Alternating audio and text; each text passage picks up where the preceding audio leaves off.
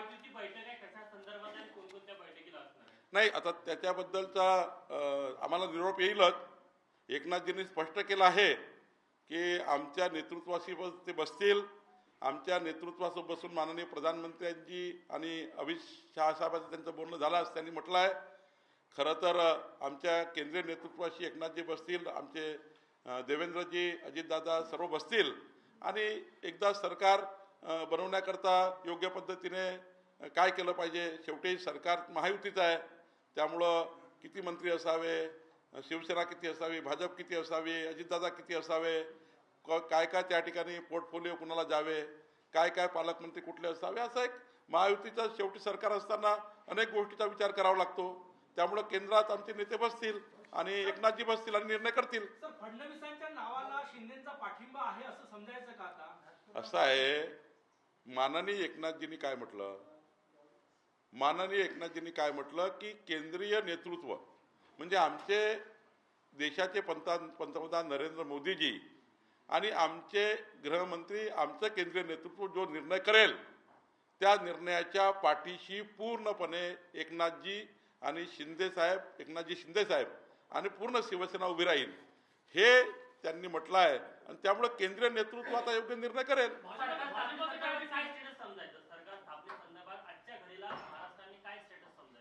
आता माननीय एकनाथजींनी सांगितलं आणि मी सांगतोय तुम्हाला की केंद्रीय नेतृत्व जे निर्णय करेल त्याला सर्वांची मान्यता आहे. म्हणजे आता लोक जे विरोधी पार्टीचे लोक एकनाथजी रोळा बनलेले आहेत, एकनाथजी सरकार स्थापन करून देण्याकरता त्या ठिकाणी आडवे येत आहे. हे जे एकनाथजीबद्दल प्रश्नचिन्ह उभे केले होते, एकनाथजी बोलत नाही आहे म्हणजे एकनाथजीच्या भूमिकेबद्दल जे काही प्रश्नचिन्ह उपस्थित केले होते ते सर्व संपले.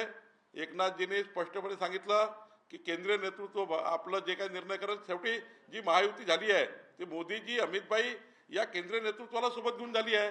आणि त्यामुळं एकनाथजींनी जे स्पष्ट केलं ते पुढं होईल. निश्चितपणे आमचं केंद्रीय नेतृत्व योग्य निर्णय करेल. मी वारंवार सांगतोय तुम्हाला, वारंवार तुम्ही उल्लेख करून या ठिकाणी हे करताय.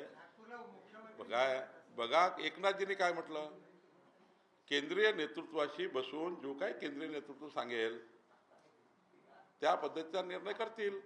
आणि त्यामुळं त्यांच्याबद्दल जे भाजपाबद्दल काही त्यांच्या भूमिकेबद्दल, भाजपाबद्दल त्यांची भूमिका योग्य नाही आहे, भाजपाबद्दल त्यांचे काही अनुकूल नाही आहे असं वगैरे एकनाथ शिंदेजीबद्दल जे बोललं जात होतं, त्यांच्या कर्तृत्वाला, नेतृत्वाला डॅमेज करण्याचा प्रयत्न होता. त्यांनी स्पष्ट सांगितलं आणि उद्यापर्यंत तुम्हाला कळेलच. केंद्रीय नेतृत्व निर्णय करेल. केंद्रीय नेतृत्व जो निर्णय करेल तो भाजपालाही मान्य असतो, तो एकनाथजीलाही मान्य असतो, तो अजितदादालाही मान्य असतो.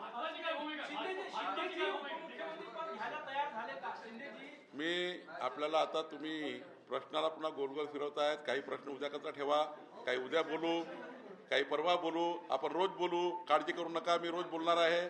पण मी पुन्हा एकदा माननीय एकनाथ शिंदेजी आणि संपूर्ण शिवसेना आणि एकनाथजीच्या भूमिकेबद्दलचं खूप खूप मनापासून अभिनंदन करतो.